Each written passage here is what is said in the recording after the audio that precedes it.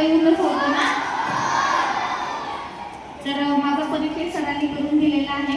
Good touch आणि bad touch काय हे आपण या अगोदरही सांगितलं आहे. गुड टच म्हणजे काय आणि बॅड टच म्हणजे काय कोणाला माहित आहे? बॅड टच म्हणजे काय? सर्वांनी एकदम सांगितलं तरी चालेल, एकत्र सांगायचं आहे. गुड टच बॅड टच म्हणजे काय? मी सांगते. बॅड टच म्हणजे असा स्पर्श आपल्या शरीराला एखादी व्यक्ती करत असेल, जो स्पर्श आपल्या शरीराला केला आपल्याला तो आवडत नाहीये. म्हणजे कुठे स्पर्श करत असेल तो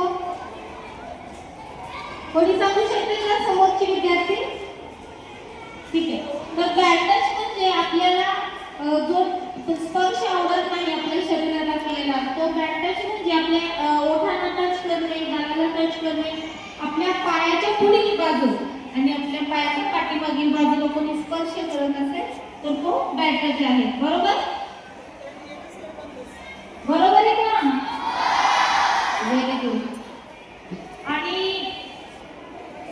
बॅड टच हा कोण करतात? कोण करतं बॅड टच? कोण करत असतं?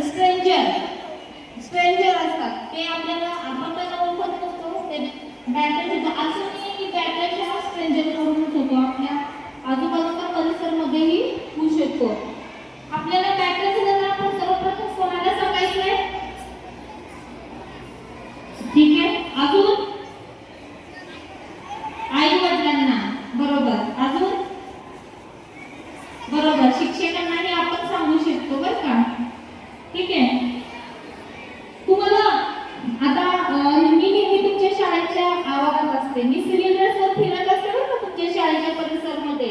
मी फक्त तुमच्याकडे इकडे लेक्चर देतानाच युनिफॉर्मवर येते, नाहीतर मी सिव्हिल ड्रेसवर फिरत असते. आपले काका वडील आजोबा किंवा आपल्या शेजारचे काका वगैरे असं कोणी तंबाखू खात असेल, सिगारेट ओढत असेल तर आपण काय सांगायचंय त्यांना?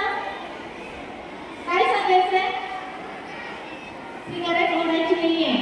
अजून काय सजेशन करायचं आहे का? म्हणजे पोलिसांनी तुम्हाला अजून कशा प्रकारे मदत करावी असं वाटत असेल, कोणी सांगू शकते की पोलिसांना म्हणजे तुमची काय अपेक्षा आहे पोलिसांकडून? कोणाला काय काय सांगायचं? इकडे मोठे विद्यार्थी काय बोलायचं आहे का? तुम्हाला काय सांगायचं आहे का? 8वी 9वी 10वीचे विद्यार्थी.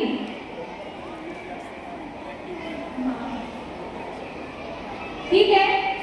उन्हामुळे लक्ष नाहीये सर्वांचं. आणि मी ते सांगू इच्छिते, मी आता छोटासा एक अनुभवलेला अनुभव आता तुमचे हे जे